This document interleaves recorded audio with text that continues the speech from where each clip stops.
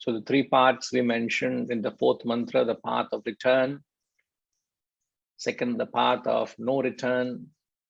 Third is the path to direct liberation. The path of return are those who perform unselfish actions. They are rewarded for their meritorious deeds. They are transported into a heavenly experience. And once they exhaust that heavenly punya that they get, they are quickly transferred back to the worldly hell, the world where you're more familiar with. That's the path of the return. The second is the path of no return. When the seeker performs unselfish, sacrificial actions, and he rises his level of ability to perform unselfish actions so that he also is able to perform selfless actions. So it's a mixture of unselfish and selfless. So when you perform a mixture of unselfish and selfless, you will get the fruit of both. So for the performance of unselfish work, they are also transported into a heavenly experience, quite different to the other heavenly experiences which the people of path of return go through. That is known as the Indra Loka. Here it is known as the Brahma Loka. It's a superior experience. You exhaust those punya or the fruits of your sacrificial deeds, and thereafter you are rewarded for your selfless actions. So the selfless actions, the reward of that is you get enlightenment. So you're transported to realization. This is also known as krama mukti, which means liberation in stages, because your liberation is in a way delayed, isn't it? So you exhaust your punya and then you're transported to moksha, enlightenment, path of no return. And lastly, the third path is the path to direct liberation. Now, these are the people who constantly act with the spirit of vairagya. There is no room for any soft corner. There is no room for any teddy bear love. There is no room for any emotional bondage. They operate on total vairagya. Total vairagya is, yesterday in the institute, we had the gardener coming and he was attending to the plants and he had to fell a few branches and he was cutting those thick branches with a strong axe. And that's when Gadrima and was there, we reminded each other that we need to also precisely use that axe of detachment. Asanga shastrena. Shastra is an axe. We need to use the axe of asanga. Asanga is detachment, to get rid of the strong bonds of attachment. Asanga shastrena. So the people, the seekers, the rare few who fall into this category of direct liberation, they are constantly operating on total vairagya. They have no interest in anything that the world has to offer. Or if there is anything in the world that might get them caught up, they will just say, I'm sorry, I have nothing to do with it. You know, I'm often reminded of this a beautiful story which Ramatirtha talks of. There was a young sannyasi who was led into this path. He, as a true sannyasi, he wore an ochre robe. And they live a life of bhiksha. Means they don't bother of their own needs and survival. So they just depend on the bhiksha, the dakshina offered by others. So they used to go door to door, and whatever came their way, they would be quite content. People accepted them, people received them with grace. Some people said, I'm sorry, we don't have anything to offer. Not usually people are not disrespectful to these men of wisdom, but they would offer silently, quietly, they would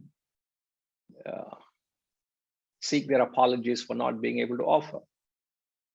So there was a particular door which was very welcoming. The lady in the house used to offer. And there were days they went different routes, and every now and then, twice, thrice a week, he would end up going to that door, and he would get more than what he needed, and he would go back, because they don't operate in the spirit of let me acquire more and hold it. What is God for the day, and they're content with that. And there was a time where he couldn't go. So Amitama, please be patient. I'll come to you after the story. Okay. So the lady was very anxiously wanting to have a glimpse or meet this Swami.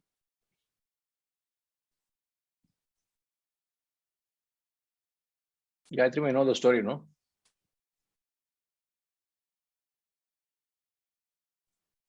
She's very, I can expression on her face tells that she knows the story. No, Guruji. Huh? Teriyada? You don't know? I cannot refer, like if you tell, maybe then I'll recollect, yes, this is the story. So this is the story I'm telling, no, half the story I've told. So the story goes that this lady almost started admiring, fell in love with this young sannyasi. Because this man was a charming young man, and she fell in love with him, and she said, you have beautiful eyes. She started describing in one of the conversations with him, and his interaction with her was just receiving the bhiksha, and he would do his salutations and move on. That day when he heard from her, he just received the bhiksha and quietly walked away. The next day, he promptly came, aided with another person, and he offered his 2 eyes in a bowl and offered to her. He said, you want my eyes, take it, but you don't become an impediment in my journey to the self. It's not that the lady here is symbolic of any impediment. It's not to be taken. But the story he's saying is that anything that draws me away from the thought of the self, I will asanga shastra. Don't trap me with your emotional bondage, with your emotional. Everybody suffocated emotionally. Nobody experiences that liberation of emotion from bondage of emotion. So these people, the stage they reach is where they're only interested in Kaivalyopanishad. They want direct liberation. So they completely cut off from any actions which are motive driven. They don't fall a prey to the trap of emotions. Lakshmi Ma, don't fall a prey to the trap of emotions. It's a trap. Just a trap. Or you don't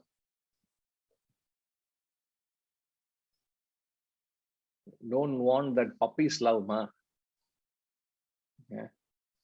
Got to rise. Yes, Amitama.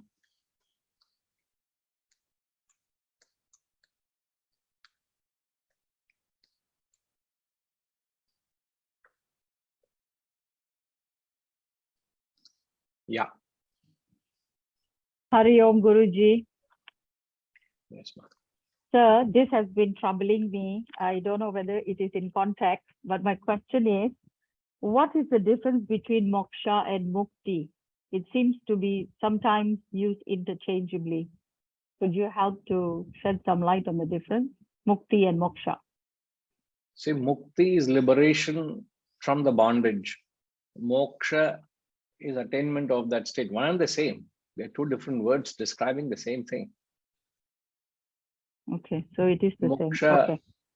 is attainment of that state, Oh, okay.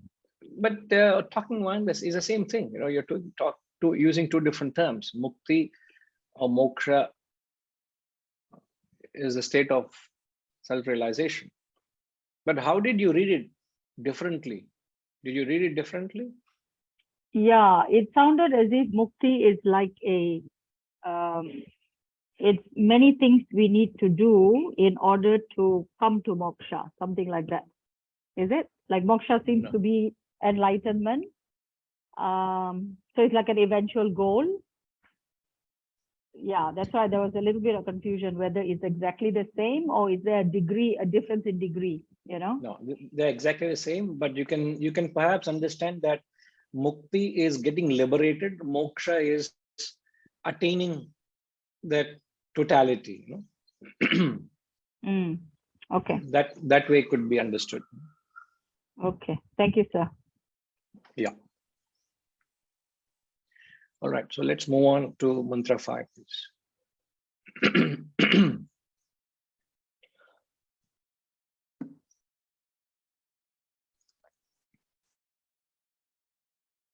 विविक्तदेशे च सुखासनस्थः शुचिः समग्रीवशिरशरीरः अत्याश्रमस्थ सकलेन्द्रियाणि निरुध्य भक्त्या स्वगुरुं प्रणम्य हृत्पुण्डरीकं विरजं विशुद्धं विचिन्त्य मध्ये विशदं विशोकम् विविक्तदेशे च सुखासनस्थः शुचिः समग्रीवशिरशरीरः अत्याश्रमस्थ सकलेन्द्रियाणि निरुध्य भक्त्या स्वगुरुं प्रणम्य हृत्पुण्डरीकं विरजं विशुद्धं विचिन्त्य मध्ये विशदं विशोकम्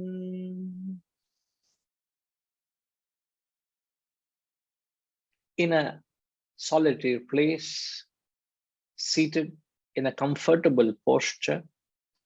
You're seated in a solitary place in a comfortable posture, clean, shuchihi. Shuchihi means clean, with neck, head, and body erect. Samagri vashira shariraha. Established in the highest ashrama, atyashramastha of life, having controlled all the senses, sakalendriyani, niruddhya, having controlled all the senses, not one. Oh, I have control over my ears. Anything wrong, I will not hear. But I have no control over my eyes. I have no control over my skin. I have no control over my tongue. Gone. Fail. Any one sense organ, you have no control, you have failed. All your senses must be controlled.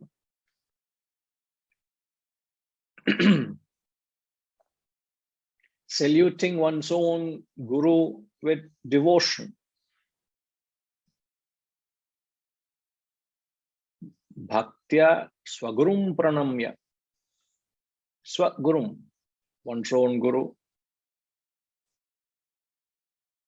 Pranamya, pranam, you have your salutations with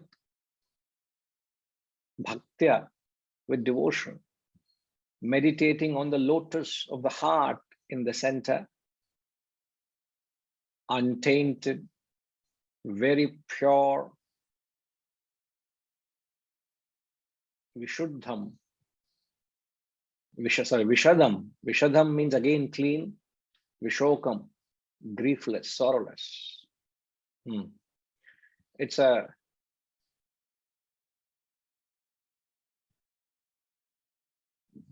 big mantra. Now here he's talking about,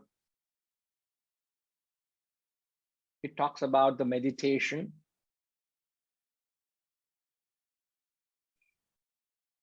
And wherever they talk of meditation, they always talk about the necessary adequate preparation required and the discipline required for meditation. It's a thumb rule. Recently in the Gita, we are studying the 8th chapter. Last few classes, we went through the concept of meditation there. Even there, he talks of it. Even here, he talks of it. The first, he says, you must be seated in a solitary place. You may say, sir, in this concrete jungle, where will I find a solitary place? If you don't have a solitary place, you find a solitary time. A solitary time is the Brahma Muhurtam. You will find you will invariably be very undisturbed. You would be left to yourself. So you must be in a solitary place. And today meditation is done in group meditation. Huge meditation halls are constructed against the Shastras. So every institution is going against the Shastra. Huge meditation halls. Oh, we have the biggest meditation hall in the world. 10,000 people can sit and meditate directly against the contrary against the Shastras. You are not supposed to sit with 10,000 people and meditate. You are supposed to sit alone and meditate. You all notice the direct contradiction, disparity. It should not happen that way. And then he gives an easy posture where your neck, head, and body erect, suggesting that there is no minimal disturbance of the body. So while you're meditating, you must lose your body consciousness. So you're not conscious of the body. Your back is aching, the neck is aching, the knee is aching, the hip is aching. Now, how can you concentrate on the self? So you must keep your body in good repair, well placed, well seated, so that it doesn't disturb in the process of meditation. Now he doesn't go into the detail, it's all understood. But here and further he says, established in the highest ashrama of life. What is the highest ashrama?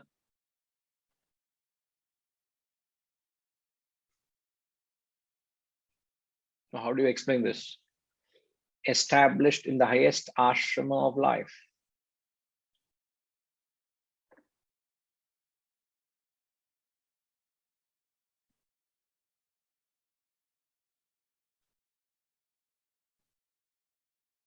What is the highest ashrama? The highest order of life.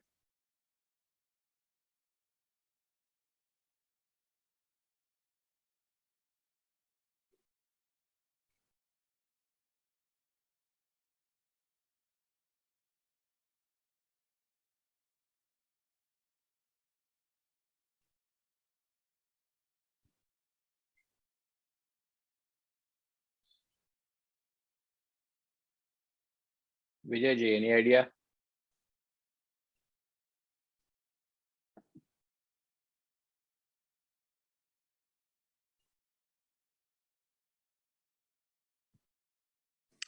Okay, I had a problem of unmuting. No, Guruji, I can only guess it's be in a frame of mind to learn or think of higher things, bring yourself to that.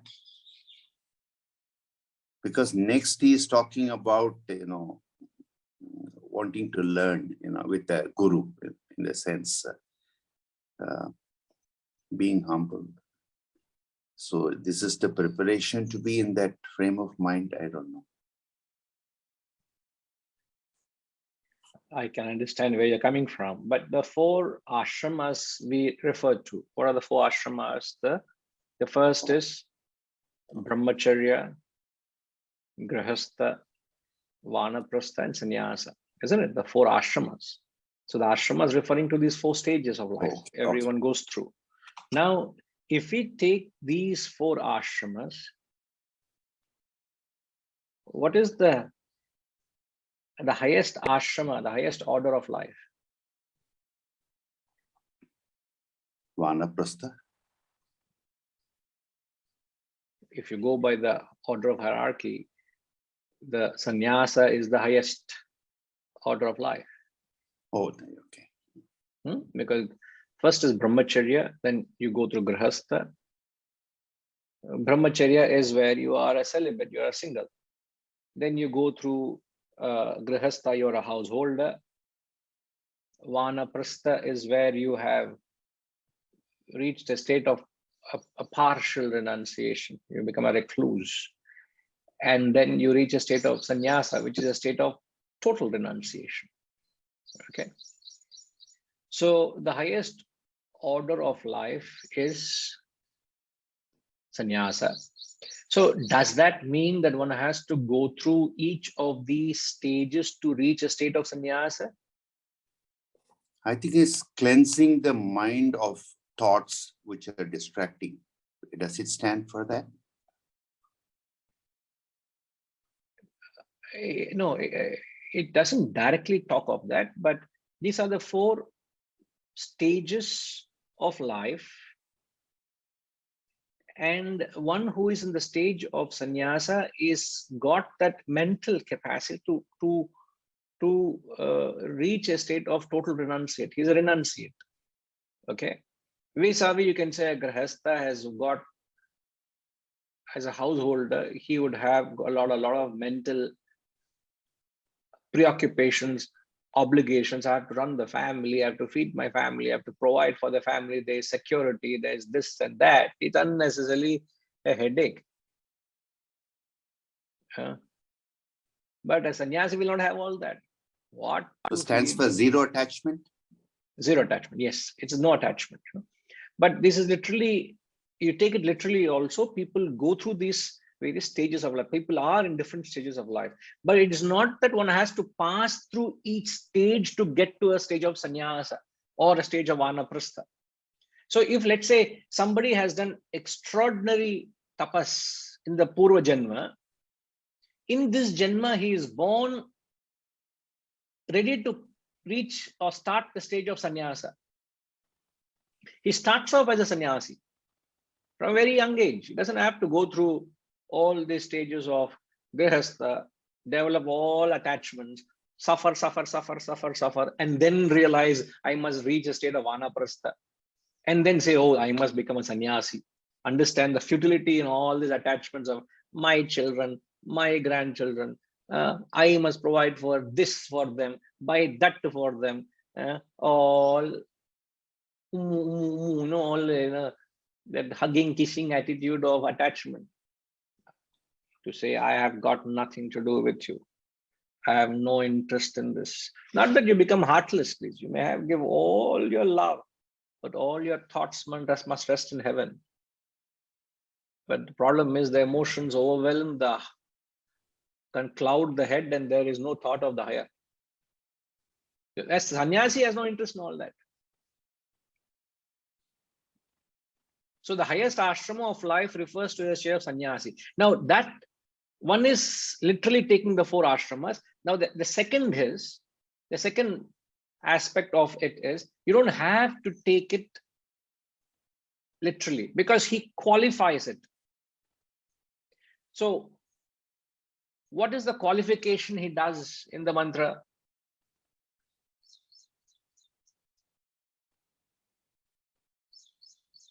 SR.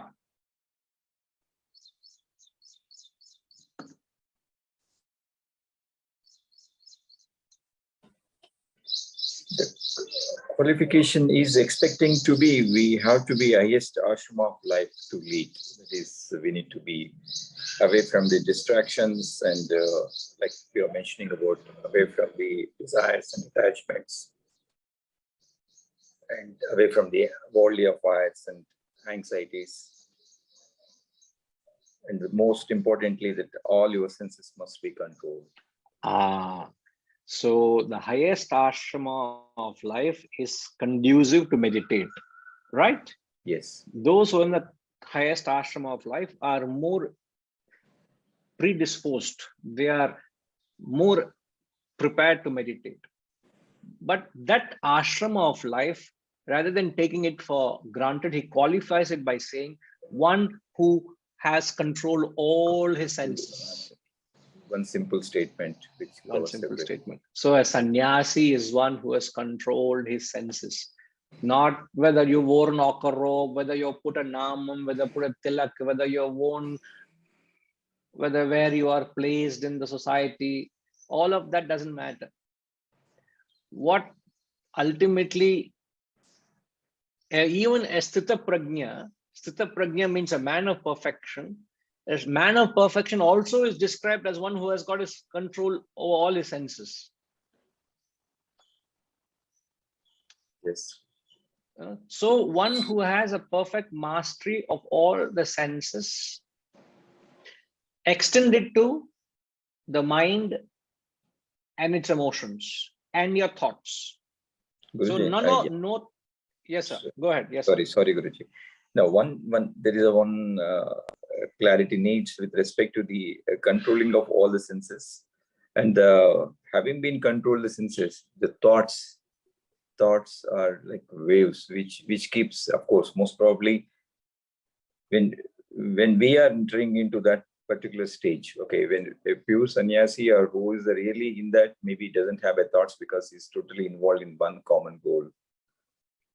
But like when I take as an example, so we would like to practice this sort of activities. So you have baggage. So having been controlled and brought some sense into action and have practiced it. But the challenge comes particularly when we're talking about the meditation. The thoughts are flows like water. So how do we really differentiate between? Because senses is something where when an activity comes, when action comes, where you bring in your intellect and take a call on that and curtail and control it. But thoughts are free. I mean to say, it just keeps flowing.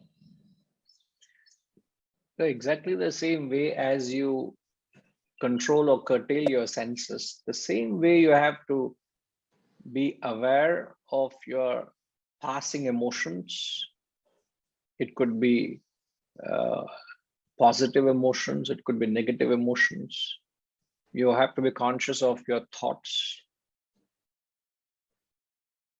Exactly the same way. The intellect is nothing but an awareness, isn't it? Guruji, if suppose assuming that I sat into the meditation for 5 minutes, the 5 minutes in that 4 minutes, 90 seconds goes only this controlling aspect. And to say a thought comes, you are aware of it and you nullify it and move on to the goal. And again, this is endless of that's my experience. No, I appreciate your honest acceptance of what your mind is up to. At the same time, you also are understanding that I need to quieten the mind and say shanti, shanti. You know, some thoughts come, you say dismiss it, but very soon another thought crops up, and again you have to quieten it. So it is only a very honest acceptance that I'm not in a state to meditate yet. Whenever you do sit, you know what the mind is. And it's not that your mind was necessarily disturbed before you got into the practice of meditation. For example, now I know your mind is relatively calm. It's not perturbed. In fact, I've never seen you perturbed, so that's a very good quality you have. So if I were to tell you to sit and meditate now, and even in this relatively calm mental state, if you slip into meditation, and if you find the traffic of thoughts coming by, it's a very clear sign that you're not ready to meditate. Because meditation is not to reduce the traffic of thoughts. Please understand that. Only when the traffic of thoughts reduce, then you cross the barrier from the shore of mortality to immortality. So you can't barge your way on an expressway when there's a traffic going on, would you? Or on a road? Only when the traffic of the vehicular traffic reduces or comes to a stop, that's when you cross the zebra crossing, isn't it? Now you're trying to cross through the traffic of thoughts from one side, the shore of mortality, to other side is the shore of mortality. In fact, Abba, I have reached, I don't know how I was able to cross. Somehow I've reached in single piece. Even we say, my God, it's a nightmare to cross the road these days. You say, Amma, I'm in single piece, I've crossed the road. So you can't wade through the traffic of thoughts. It's a sign that you're not ready for it. And there's nothing wrong about it at all. There's nothing wrong about it. It's a very high state. But as you keep doing it, you can do it every day, 5 minutes, you can sit, but just to be aware what is your mind up to. In fact, you sit quietly, not to meditate. Sit quietly, see what will my mind do. Just say, I am the security to supervise the mind. I'm trying to supervise what all is my mind up to. So just be aware of thoughts. Just silently observe it, don't entertain it. What happens? The thought automatically dies away. That's right. So if you start doing this exercise, you would know as you go slowly. This by itself will not reduce it. This will start giving you the quality control. What is the state of your mind? But once you do the sadhana is the karma bhakti jnanam. You must perform. Jnanam, as you know, is reflection, not attending mere classes. That introspection, that study and reflection. Bhakti is to have an attitude of gratefulness where you curb your desires and its pursuits. And karma is you go out of your way to perform unselfish or selfless work. So when you do a combination of all these three, what happens is it directly puts a lid on your vasanas and desires. So as you go along in the process of purification, the vasanas and desires reduces, your mind becomes more introverted, the traffic of thoughts naturally reduces. Then you are more inclined to meditate. Thereafter, you don't have to struggle to meditate. Understood, Guruji. Understood. Thanks. Okay. But just do that as you rightly are doing, just to examine the mind. Right, sir. Right, sir. In fact, I have noticed it quite a few times, even when we chant the invocation before the class. Invocation is ideally chanted by the teacher and the taught. And those of you who switch on your cameras, I see that even before I open my eyes, you all are ready for the class or the chant.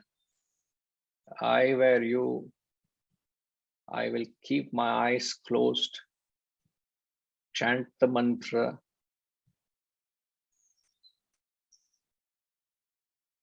That in itself is a meditation. I don't know how many of you do that. How many of you do that? Because by the time I open my eyes, all of you have woken up. None of you are sleeping. How many of you sleep along with me while I'm chanting? I hardly see anybody sleeping along with me. Everybody is. Harish, you do that? No, I don't close my eyes, Guruji. Why, you don't like me chanting, is it? No, I didn't realize and I didn't know, but I will practice it from the next class onwards, or from the Shanti part when we conclude the class. I shall start this. That's sharp. So not next class. The Shanti mantra only you'll chant.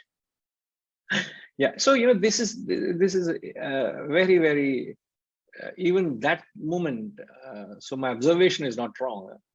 You should close your eyes. You connect with the mantra. These are moments very, very important. That's when you connect with the mantra. Yes, otherwise, you're very, you're not shutting off the world, isn't it? Correct. Okay. Yes. Thanks, Harish. Yeah, Vijayji. Guruji, this is about Reddy Garu's, a point about the difficulty in controlling the mind. I recall, I think we discussed it some time back in some other session earlier. I just would like to very briefly share my whatever attempt or experience. I'm not saying this is the way I have tried it, that's Potala. So whenever I close the eyes and try to, control the thoughts, it's almost physically painful or almost physically painful to control it. We just keep bringing it back, and it just like a balloon syndrome, it goes somewhere else. So then progressively, I thought the best way to do is to replace it with something, one single thought, which could be chanting. Why not? I mean, even the simplest of the chant is also fine. It doesn't have to be mantra. Not that I'm very good at mantras anyway. So just a simple chant. And then earlier days, I think it took a long time for me to sort of stabilize on that. Then progressively, it's becoming a little earlier, the switching on to the the multiple thoughts to a single chant or droning, it becomes easier. And one day, I suppose I don't need that. One day, I mean, I don't know when that day will come. It completely removes, and frankly, it's very relaxing. At the end of the day, even if I haven't thought anything else and I haven't prayed also, if I have stuck on to a single thought of a single chant, which naturally is some Shiva or Narayana, whatever, it's a God's chanting, simple mantras. At the end of it, there's a lot of peace. I think removing the thoughts from the head itself seems to be making the head lighter. Other than that, I haven't achieved anything else. That's a very high achievement, sir. To be in a state of thoughtlessness throughout the day is a very high state. It's very painful, very difficult. To have thoughts is very painful, no? To remove it seems to be equally painful. Equally painful, yeah. No, it's not something which is done with effort. That phase of mind becoming calm is an effortless exercise. Once the mind is calm, then you will be able to slide into. It becomes meditative. It's a meditative state. I keep coming back. Sorry, sir.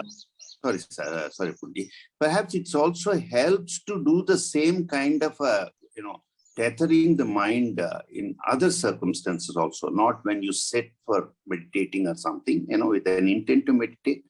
Even otherwise, in a situation where there is, I want to focus. If you tell yourself there's a need to focus, this kind of an approach seems to help. Absolutely. In fact, these are the quality controls. As I said, an introverted mind is more designed to meditate. An extroverted mind cannot. An extroverted mind is that which is agitated. So how soon do you get fluttered or agitated? Then you're to that extent unfit to meditate.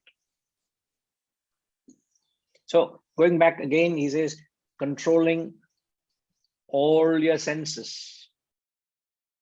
Quality control. You are not able to control your senses, unfit to meditate.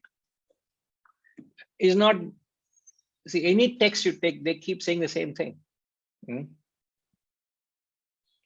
Ushama, did you say something? UK?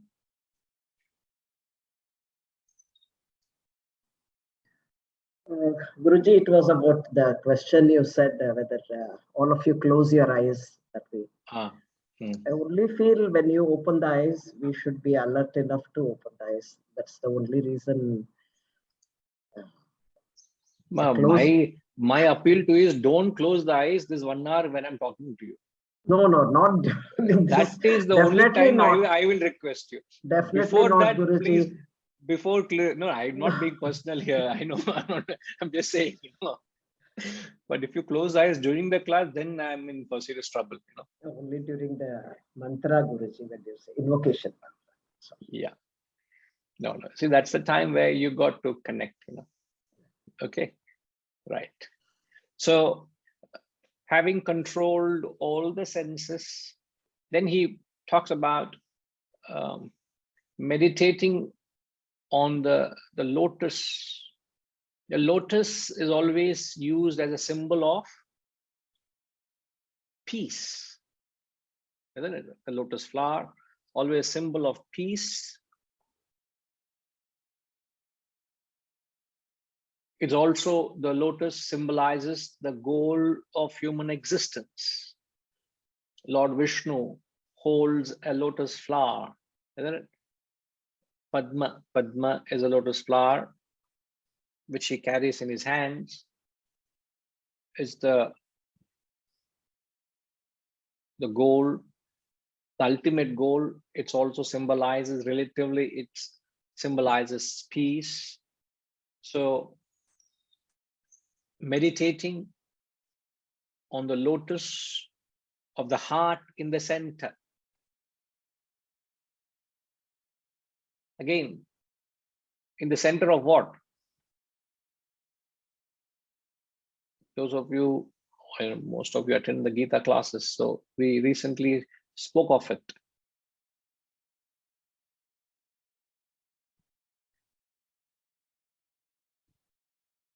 When you're meditating, where do you focus?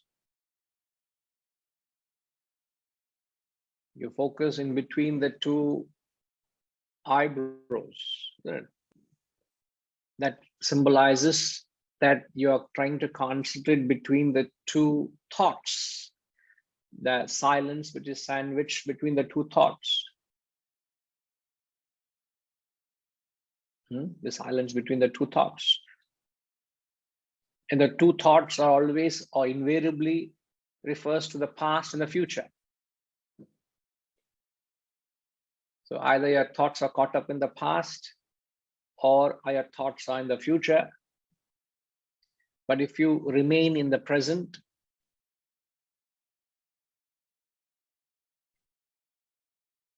you will be able to clinch relatively the happiness. Absolutely, you clinch that, the bliss.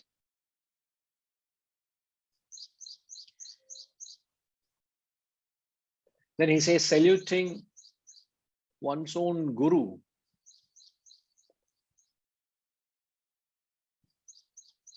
With devotion. It's not a high-by attitude. You never take a guru for granted. You salute the guru because you have surrendered to the guru.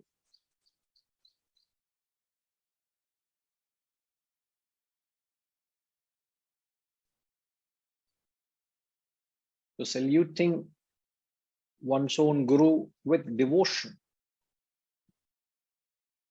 Meditating on the lotus of the heart in the center. Untainted. Very pure. Virajam. Virajam means without dirt. Dirt is tamas. Vishuddham. Very pure. Sattva. Vishokam, without sorrow, griefless. It is beyond rajas, it is beyond tamas, beyond sattva.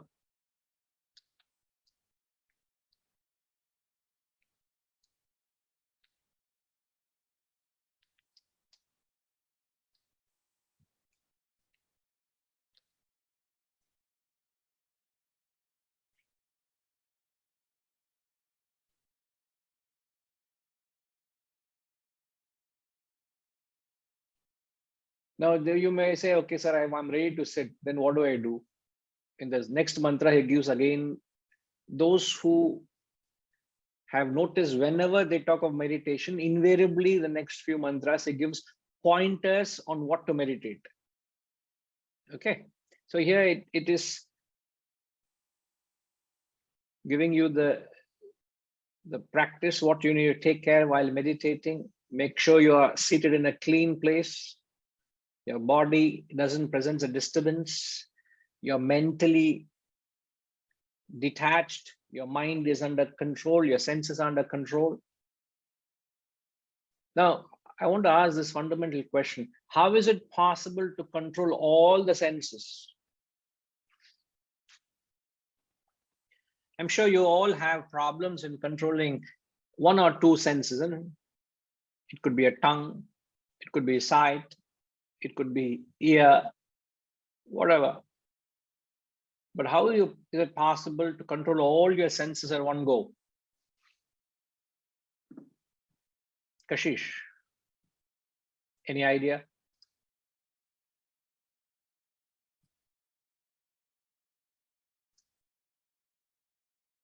No, Guruji, I have no idea. But do you know what does control of senses mean? No? Yeah.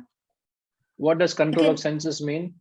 I can understand in the abstract, like maybe like there's like smells that are passing by, but they don't draw your attention. Or you can like, if you're sitting on the grass, you don't feel the blades of grass pushing up between like on your legs, etc. Why something wrong with you, is it? You should. No, as in you're choosing to block out. No. I'm glad I asked you. It's not that you block out. Somebody prepares a beautiful dish and offers you the fragrance. You should smell that fragrance, no? You should smell it. You should feel the softness of the carpet or the lush green grass. You should feel it. You should sense it. You mean to say you block it? What do you mean block it? When you're preparing for the state of meditation.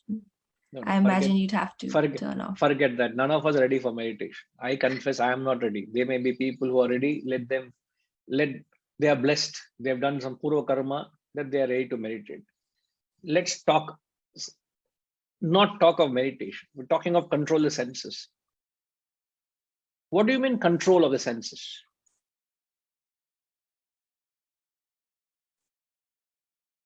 Then Guruji, I don't know. I can never get angry with you, Kashish.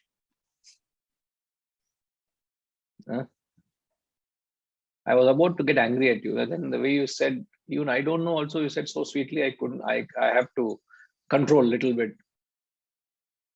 I mean, to practice a little bit of control. I have other guesses, Guruji, but I don't think any of them are correct. So I'm content to listen. Okay. I really appreciate that you want to lend your ears. Yes, we shall listen to Amitama. Amitama, what do you mean by controlling your senses? I'm going to try this answer. Is it about exercising intellect and being conscious about what you're feeling? So like you said, if there is a dish and there is a nice aroma coming from that dish, it's not about negating it or blocking it, because I don't think we have really that power to block, but to not allow it to come in the way of your thoughts or of your for example, if you're wanting to be single-minded about a particular mantra or a vision, or not allowing all those senses to come in the fore mind, basically. That's my attempt.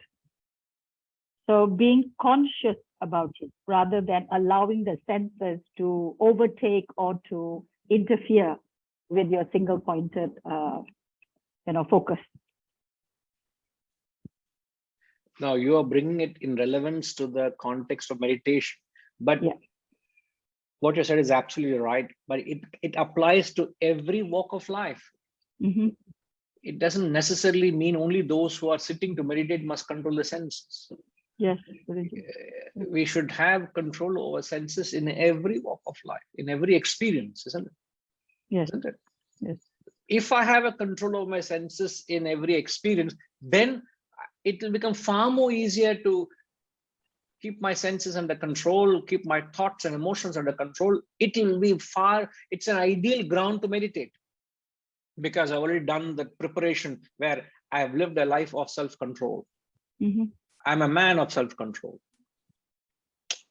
Guruji, I just got, sorry. Yeah, go ahead. Yeah. I was just saying that one thing I've picked up from you over the years is when you say this has nothing to do with me, right? Let it pass, let it go.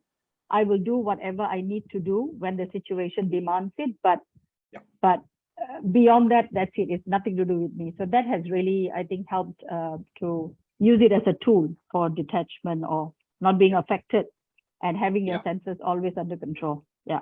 Yes. Thank you. Having your emotions or thoughts under control. Yes. Now you're right. I'm glad. So yes, Ma. So the sense control, Kashish, first and foremost, we always make it a point, almost at times becomes repetitive. Self-control is not self-denial. Sense control is not sense denial. Because I am enthused to repeat it, because you said you go to block. There's nothing to block. You can't block the world from entering to you. I can close my eyes, I can plug my ears at max, but I can't plug my nostrils. I can't plaster my mouth because tongue is one of the sense for taste. I can't not feel, another sense perception. No, you can't cut off. It's absurdities. So self-control is not self-denial. You don't have to deny yourself of anything in life. So then what is self-control or sense control? Self-control or sense control is nothing but the senses do not drive you into the sense contact. When your senses drive you towards the sense objects, I repeat, when the senses drive you towards the sense objects and establish a sense contact, then it is lack of self-control. You lost self-control.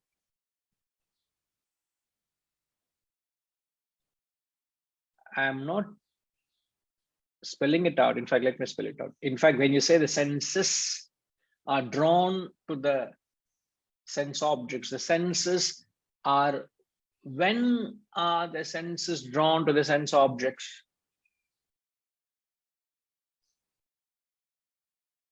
Yes, Hariji. Can you just answer this to this point, sir, please? When are senses drawn to any sense object? When our mind is available. Even when we keep the eye open, if the mind is not available, then we will not be able to see or hear or feel or touch. So when the controlling of the senses is through controlling of mind, because the sense centers are placed in the mind, not in the Golaya. Correct. So the senses are not drawn to the sense objects without the mind's participation. So what actually is drawn or driving the senses to the sense objects is the mind. So you read that statement again. Kashish, you wrote that statement earlier when I gave a description of what that lack of self-control is. Yes, Guruji. I believe you described it as when the senses drive you towards the sense objects and establish sense contact. Now, we are perfect. Now, to that statement, if you extend and add it, that makes it complete. Driven by the mind. So when the mind drives a sense contact, and the senses establish a contact with sense objects, it is lack of self-control.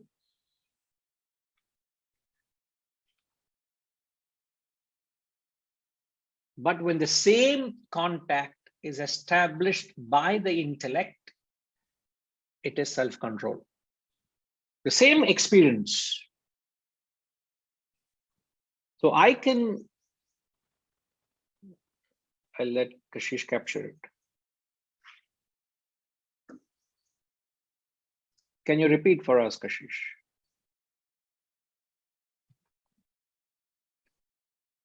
Guruji said, when the same experience is driven by the intellect, that is self-control. What is the same experience? The same experience of establishing sense contact with a sense object. When the intellect drives the senses to contact the sense objects, it is self-control. So when the mind drives it, it is lack of self-control. When the intellect drives it, it is self-control. And in both the situations, what is common? In both the contact is common. You are with the world. You don't have to punish yourself or isolate yourself or suppress yourself, right? Now, take an example. Let's say you want to eat a particular food and you have a desire for it. You have a liking for it. Perhaps you say you have a craving for it. So when you walk into that restaurant, you walk into it because you have a craving or a liking or a desiring for it. It would invariably result in where you have no control, isn't it? But when the same act, I'm hungry, and you rationalize, oh, I haven't had Italian food for a while. So you walk into a best of Italian restaurants. You say, this is what I would like or I would prefer to have. You have a perfect mastery over the mind and the senses. So the intellect says how much to eat, what not to eat, is it healthy, not healthy? It's all well under your umbrella. So you wouldn't do anything which is where you have no control over it. So the intellect controls the mind and the senses. And this is perfectly portrayed. Where have we all seen this? This is perfectly portrayed. Vasantama, where is it perfectly portrayed?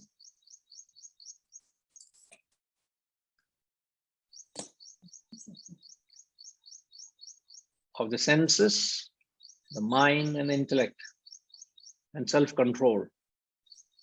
The thing, Vinayaka, the idol,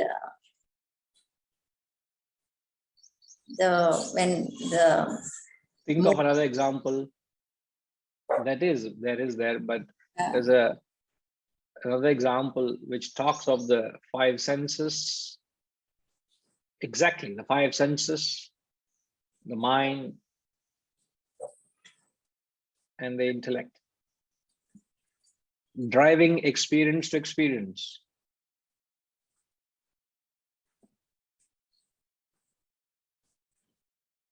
There's a pun in the word driving.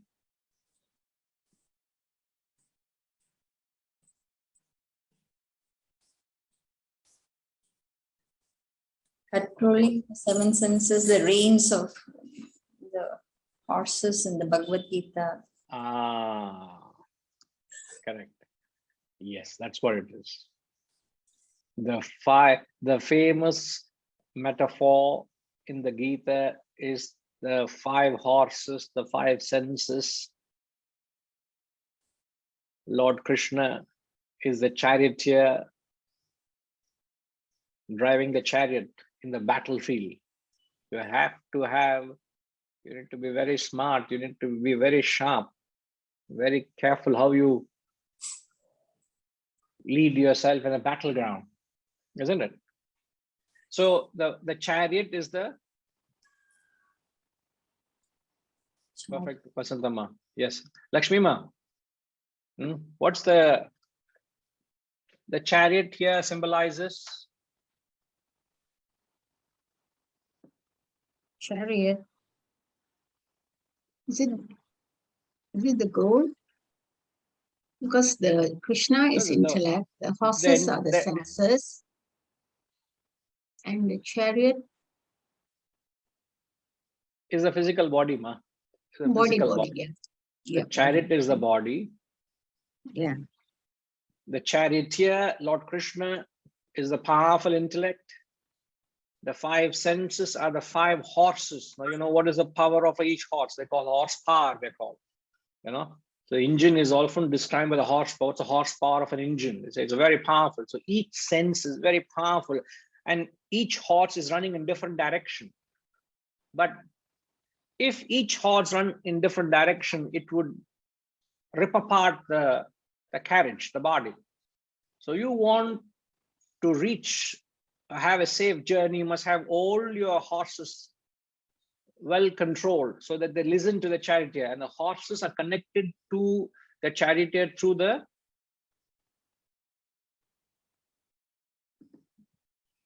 Lakshmi was still with you.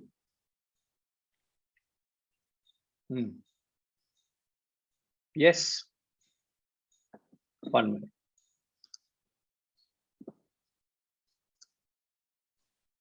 Yes, ma.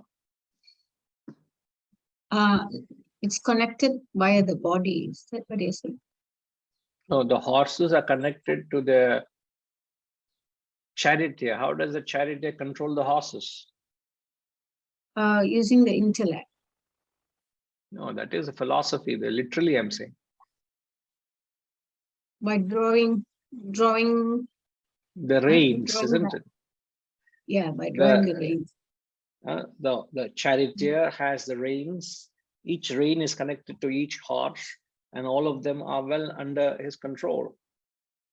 And it's an art to control these horses. You know, you let loose the reins, the horses run helter-skelter.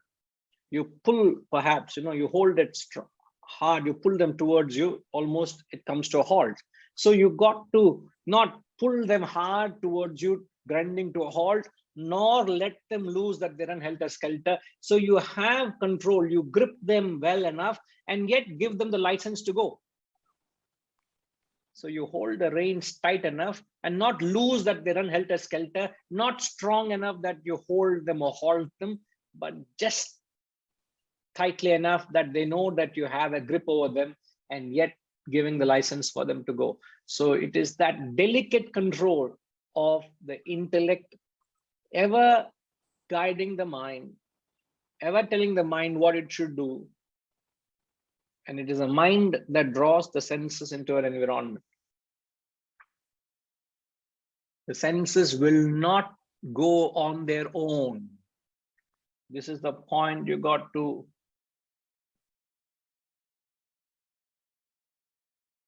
remember. The senses will not go on their own. So a sense is drawn towards a particular sense object only because you have a desire for it. If you have no desire for it, you will have no interest in it. Your sense will not be interested. Your senses will not go there. So therefore, now my question was earlier, coming back to this context of controlling the senses, the question, if you remember, I want to ask Ashrama. Ashrama, the question I asked earlier was, how do you control all your senses?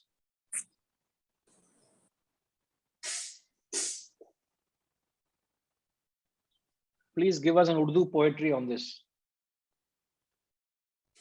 I can't recall anything. I'm sure there is so much there, you know, something at least, please, you know. No. Okay.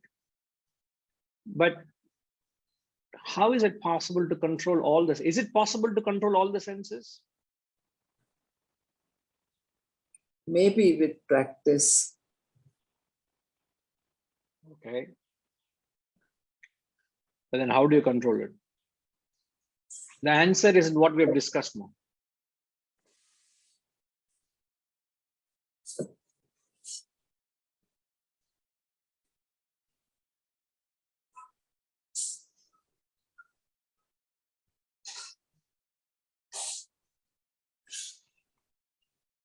by focusing on the higher, I mean, whatever one thought.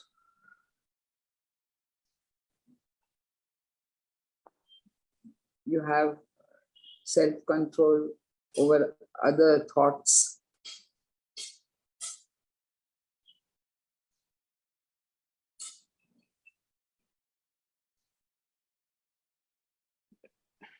I don't know.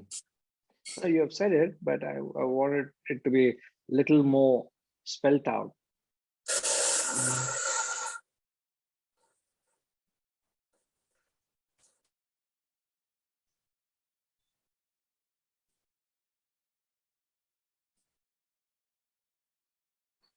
No. No problem. Now, if you go by the example, the charioteer is controlling all the horses with the reins, isn't it? Yeah. Yes. We said the reins is the mind. Am I right? So the horses are controlled because he has a control over the reins, isn't it? So the intellect controlling the mind controlling the senses, the charioteer having a firm grip over the reins and having control of the horses. That is the hierarchy, isn't it? The intellect, mind, senses, the charioteer, the reins, and the horses. Am I right, Ma? Yes. Yes. Now the question was, how is it possible to control all the senses? The only way you will control all the senses is by intellect controlling the mind. Yes. If you have a control over the mind, and now even today you have a certain amount of control over your mind. Let's say you have 20% control over your mind, 80% you have no control. Let that be aside. A 20% control, that 20% control will reflect in all the senses. To 20% you have control over your tongue, you will have 20% control over your other sense organs as well. To that extent, you can control your emotions. To that extent, you are not irrational in your thoughts, because only 20% clarity is available. Rest of it, you are falling a prey to the mind. But the atmosphere also has to be conducive. If you saw the message what Hariji wrote a little earlier, when we explained about the lotus flower, most of the time the lotus flower is in the most dirtiest and the murkiest of waters. Yes. And yet the lotus flower or even the lotus leaf is a symbol of detachment. It is so untainted, isn't it? So if you have truly reached a state of a lotus flower, you and I will remain unaffected by whatever the environment around me. Again, that's a state. That's an ultimate state. But one has to create a conduciveness. I get what you're saying. You have to create a conducive soil or environment so that it helps you in your mastery over the senses. It's like you can't try to practice self-control. You can't tell an alcoholic not to drink alcohol amidst alcohol. That's the reason you remember the context of Rama killing Vali in Ramayana. Rama kills Vali behind a tree because Vali symbolizes sense objects. So you want to control your senses. You can't stand in front of a sense object and say, I'll control. When you have a desire, half your strength is gone. So you want to control the senses, you have to be away from sense objects. First step. That is the first step, yes. First step. Then you become a lotus leaf. Nothing will happen to you. That's true. It needs the right time and the right atmosphere. Even time is, I think, very important. That's the reason in the mantra, he starts off by saying a solitary place or a solitary time. No? Yes. Yes. That also we've addressed now. There's nothing time as a right time in life. It's not that. I hope you're not talking of that. Oh. It's again the process of preparation. Yes, yes. But you get the point, ma? We control all the senses by controlling the mind. Yes. You know, so it's not getting into each sense. If you get the mind under control, the senses are automatically under control. And then you may be in the sense contact, but you are perfectly controlled. You're not a slave, you're a master. When you control your senses, control the mind, you're a master. So that is the crucial point. You have to control your mind by applying the intellect. Yes, and then the senses automatically are controlled. Okay. Yes. Right. Thank you. Because we may be wondering, how is it possible to control all the senses? Because he qualifies it all the senses. Okay, that helps. Okay, I think Vijayji. Guruji, earlier you had mentioned, the cycle of craving, intelligence, and lingering. Now, one possible way is to always stay in the present, keep the mind in present, so that whatever you have contact with the sense object, you enjoy it, or whatever terminology we use, and but don't have any hangovers, that is the carry on anything, so that the mind doesn't trip. Perhaps indirectly it also helps to fix the mind. So in order to stay in the present itself is control of the mind, because the mind is never in the present. No, the mind itself wanders all the time. So to be able to keep the mind in the present itself requires intellect. In a work situation, we call this focus. I mean, just focus on what you do. I mean, in any situation, why I work. So that you don't have, except for intellectual experience-based learnings which you would like to recall, don't have any other thoughts. Yes. Yes. That is an exercise which will help you in achieving efficiency in work. And it also highlights how strong is your current intellect. Now that can only be practiced to the extent you control the mind. To the extent you can control the mind is how strong your intellect is, isn't it? Again, it comes back to the same principle. Now this is like driving away other distractions in one form or other. It's that's what I meant. Yes, it is. It is. Yeah. Yeah. Okay, sir. Right. Thank you. Yeah, Setuji.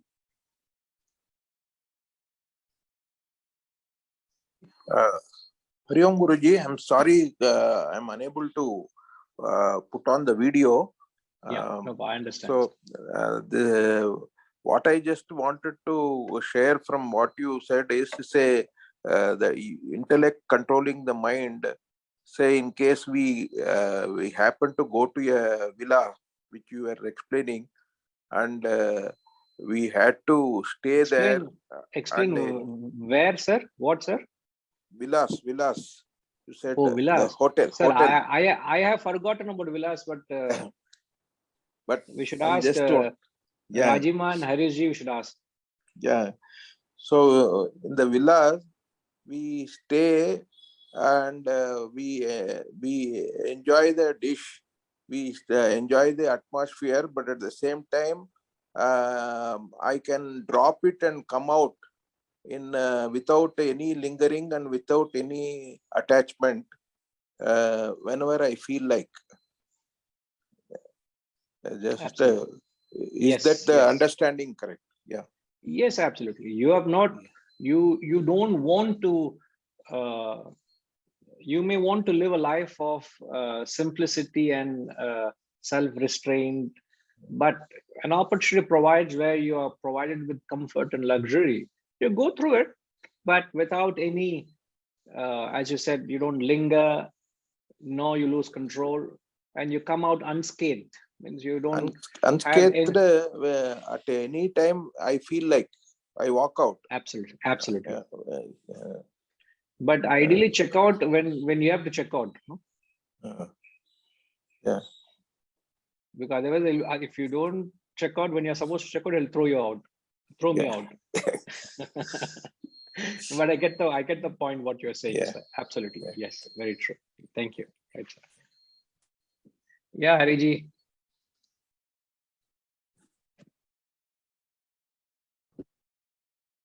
What is the example of chariot gives us a clear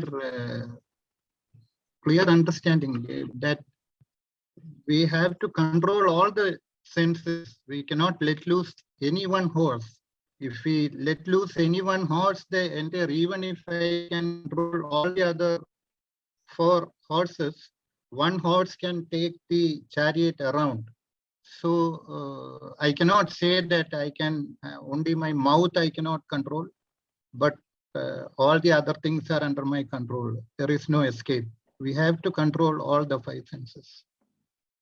The chariot is a beautiful example. Yes, sir. It's a classic example. Yeah. Example, and it helps to be reminded of that. All right. Okay. We'll come back. Thank you. Om Purnamada Purnamidam Purnat Purnamudachyate Purnasya Purnamadaya Purnamevavashishyate. Om Shanti Shanti Shanti. Hari Om. Shri Gurubhyo Namaha. Hari Om.